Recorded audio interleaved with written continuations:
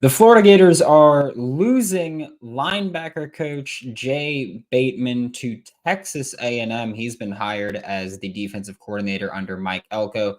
We're going to talk about that here on Locked On Gators. You are Locked On Gators, your daily podcast on the Florida Gators. Part of the Locked On Podcast Network, your team every day.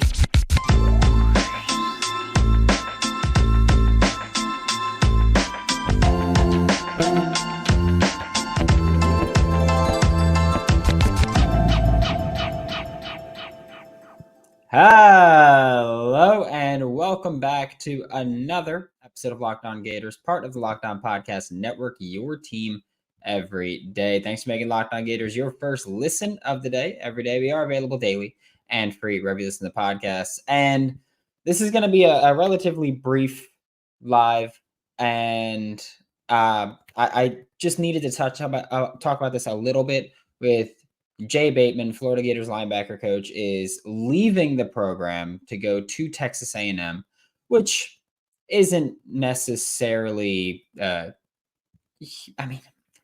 it's a big loss. Let's just it's not as bad as losing a coordinator at a time, because obviously he's a linebacker coach, but damn, you look at this recruiting class, you got Myles Graham, Aaron Childs for a while, Adarius Hayes was in there. And linebackers were the bright spot of the recruiting class for Florida. Jay Bateman did a fantastic job. I was a big fan of Jaden Robinson in last year's recruiting class. But again, that's more of a long-term option. But here for Florida, you lose Jay Bateman to Texas A&M, which does suck. I don't know the full details of how this went down. My assumption is that Jay Bateman knew he was going to leave. Whether or not he told Billy Napier and the rest of the staff, I have no idea. But my assumption is that Jay Bateman knew he was going to leave, decided to stick it out through signing day, and then leave. Because obviously if he leaves before signing day, it leads to a messier situation with Myles Graham and Aaron Childs. So I think that maybe he knew that. I don't think Florida really knew.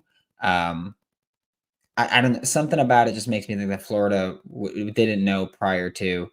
And even if they did, I'm not fully expecting them to really get through the process quicker. But you do have to replace, obviously, Jay Bateman's position in some way, shape, or form. It's not like when you lose a safety coach and you can just go, all right, DB coach now. Your corner going to DB coach, because this is obviously now you lost the off-ball linebacker coach, which has its own role specifically. But for Florida, I think that you've got a few main options, really. I think the first one that we're going to talk about is Austin Armstrong, because Austin Armstrong is, of course, the Florida Gators defensive coordinator. He is also coaching safeties, but when you look at his relationship with Billy Napier, it's because he was Billy Napier's linebacker coach at Louisiana a few years back. When you look at what he did at Southern Miss, he was the defensive coordinator / linebackers coach at Southern Miss. Then he got hired by Alabama, Nick Saban, to be the inside linebackers coach for the Crimson Tide. And then about a week later, Billy Napier hired him to be the defensive coordinator at the University of Florida. So I think Jay Bateman Jay Bateman leaving opens up Austin Armstrong moving to linebacker coach. You keep Will Harris as your D-back coach. Just give him the whole secondary, and you hire an on-field offensive coordinator. It doesn't look like Billy Napier's in a big rush to make a change at offensive line coach. That might be one of those situations where we wait until the January 31st, I believe, is the last day of their contract. Maybe that's like hey, we'll bring one back, we'll bring no back, but we're going to make the change then at that point in time, which is an option that I don't think anybody would be thrilled about, but it is an option that Florida could kind of look to with replacing Jay Bateman. In his time with the Florida Gators, Jay Bateman on 24/7 is credited with bringing in Myles Graham, either as a primary or secondary recruiter.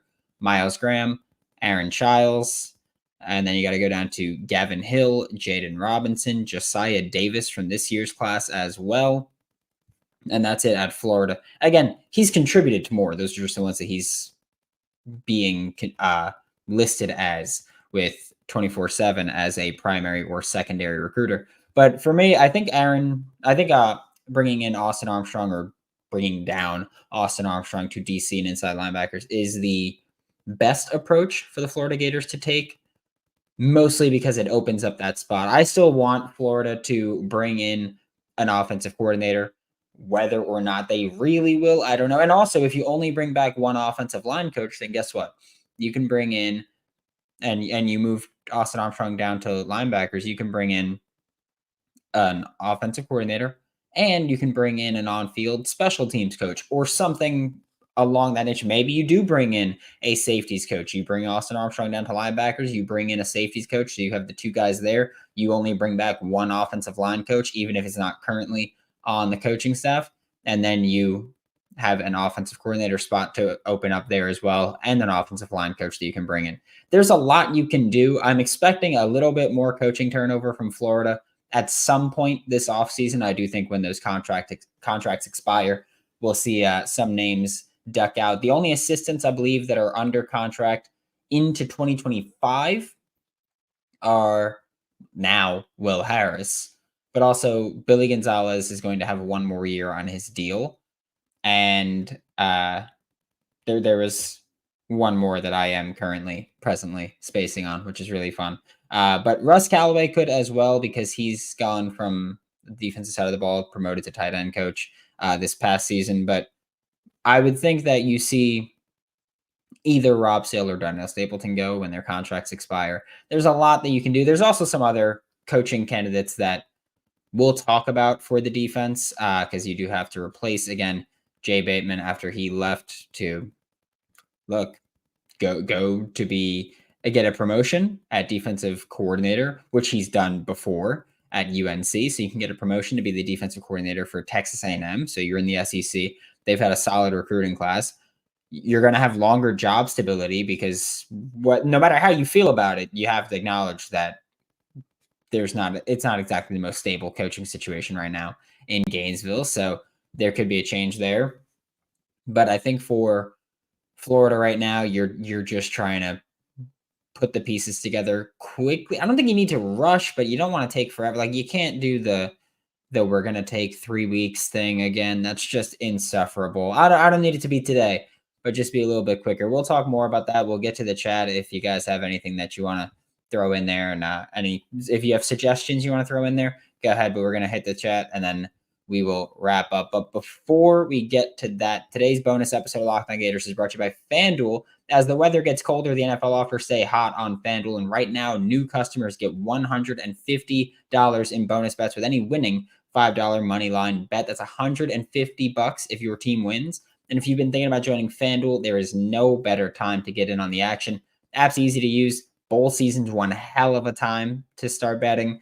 You could also look at college basketball season. Conference play is getting underway soon for the SEC. Visit FanDuel.com/lockedon and kick off the NFL season. Remember that FanDuel is an official partner of the NFL. This bonus episode is also brought to you by LinkedIn Jobs. When you're hiring for your small business or SEC program, Billy, because you now need a linebackers coach in addition to some other things you got to handle over there. You want to have as many top tier candidates as possible to interview, and that's why you have to check out LinkedIn Jobs. LinkedIn Jobs is the tools to help find the right professionals for your team faster and for free. And LinkedIn Jobs isn't just another job board. It has a vast network of more than 1 billion professionals. Makes it easier to make hires that way. And they know that you don't have unlimited resources at a small business. Hell, an SEC program doesn't.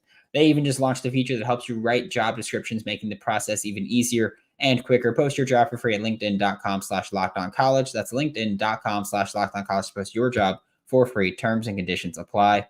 Thanks again for making Locked On Gators your first listen of the day, every day. We are available daily and free wherever you listen to podcasts. And I sent this out to the subtext folk that there's 3 main options that I would consider at linebacker coach. And for me, it's Austin Armstrong is the way that I want to go. If you're just purely talking about the upside of it, I think Austin Armstrong's the best way to go. Again, he opens up another spot on the on-field coaching staff if he goes down to linebackers, as well as being the DC.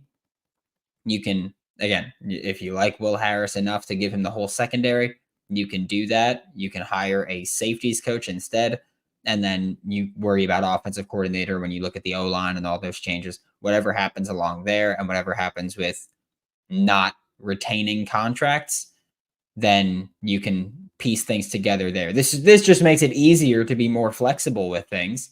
But I think Austin Armstrong's the best option to do it. Then we'll talk about Jamar Chaney is the next one, where I know that he was the first name to pop up on every tweet that went out. Everybody was talking about Jamar Chaney as the hire that they want to make, because of course he was at Florida a few years back under Mullen, then he left, and then he came back and is a defensive analyst for inside and outside linebackers at Florida. And he left this last offseason to go to Western Kentucky to be the outside linebackers coach, so he can get an on-field coaching job, a position coach job, which I'm not going to be mad about at all, obviously. And like, I'm not going to be mad if someone left to go, improve their lives. I'm not going to be pissed about that. But we do know that it's been reported by multiple outlets that he is interested in the coaching job if it's available for him, which it could be. And if Florida's going to do this quickly, Jamar Chaney would be a guy that you should really look at. I mean, he helped with the recruiting. I don't think he's necessarily been attributed any of them really on 24/7 as a coach, just because I don't think they usually do that for off-field guys. Like Callie James, I don't think is listed for Makai Boyro, even though he was a massive part there. But Jamar Chaney's, if we're going external, the number one name that I would want to look at if I'm the Florida Gators. That would be it. Yeah, Harrison, I know. Doesn't mean NOC isn't coming. But yeah, I'm gonna hold out hope on Willie Corn. I'm just saying. But Jamar Chaney, if we're going external, or you could also look at Bam Hardman, who played linebacker for Florida. He's been at Troy for like a decade at this point. So he'd be another option, especially because we know how Billy loves going to the group of five to bring up coaches, which I don't necessarily have a problem with. It's a tendency that he's picked up at this point. Going to look at the chat before we head out of here. And yeah, Harrison said props bring back Chaney. Yeah, if I'm looking external, I'm bringing back Jamar Chaney. Even if I'm looking at just the best options overall, he's number 2 for me. It's Austin Armstrong and then Jamar Chaney. Oh yeah, I see why you mentioned Willie Corn, that he might not be the guy anymore. I don't know what's going on with that. I was told that the expectation should be Willie Corn as offensive coordinator, and then Zach Abelverdi tweeted out or posted I saw it on Twitter that the staff said that's not happening. I don't know what happened with it. Hoping that it's not a dead deal at all. But yeah, I'm sure Florida will try to figure something out with offensive coordinator. Please, just I beg of you, don't make me sit through that one more time.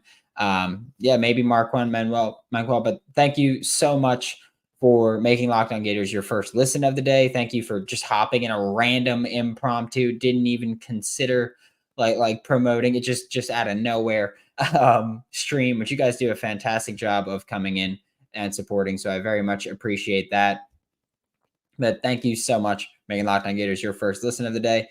We'll be back maybe later, maybe tomorrow. Who the hell knows what's going on with Florida anymore, right? Who knows what's going on? But for Locked On Gators, I'm Brandon Olsen. Don't forget to follow me on Twitter at WNS_Brandon. Find all my written work with Whole Nine Sports, Giants Country, NFL 33, and I will see you all tomorrow.